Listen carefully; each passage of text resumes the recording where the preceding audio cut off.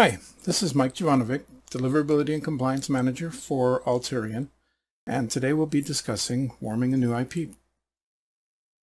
Warming is generally the introduction of email traffic sent at moderately increased volumes over a 30 to 60-day period. ISPs primarily rely on IP reputation to establish the credibility of the source of email.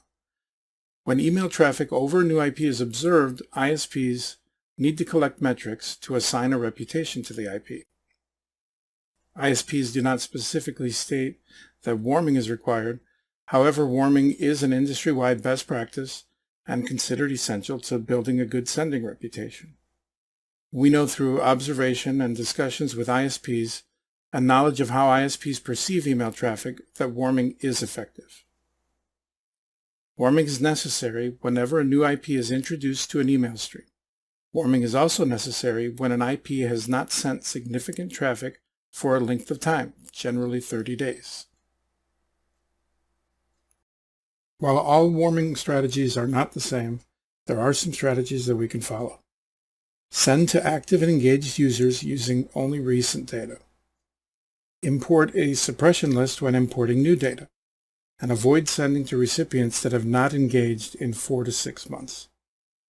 Avoid rented or purchased lists. Ensure recipient expectations are met. Branding should be clear and familiar. Content should be relevant and engaging.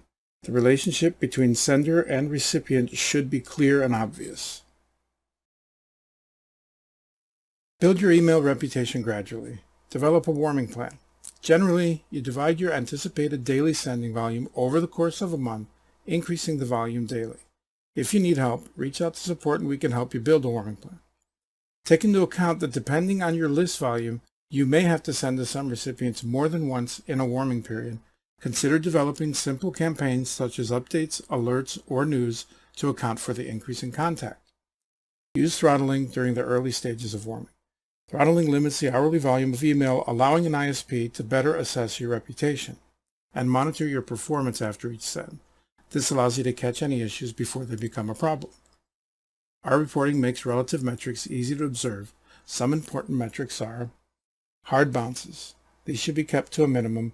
Reevaluate your list hygiene if your hard bounces are in excess of 3 to 5%.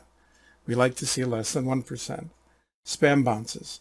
Ask support when observing unusual bounces and will help evaluate whether it's an issue. The complaint rate's important. Monitor complaint rates. Investigate possible causes. Complaint rates are comprised of feedback loop data. ISPs can present issues when complaints are higher than 0.1%. Not all ISPs provide feedback loops and complaint data. Generally, AOL, Yahoo, Comcast, and Hotmail do. And look at your response rate. Look for a variation between ISPs. A large variation in response rate can indicate that mail might not be going to the inbox. And if you need help, let us know. We can help you with ISP remediation, blacklist removal, reputation assessment, best practices, and knowledge sharing. I hope this short briefing on IP warming was helpful, and if you ever have any questions, please let us know, and we'll be glad to help.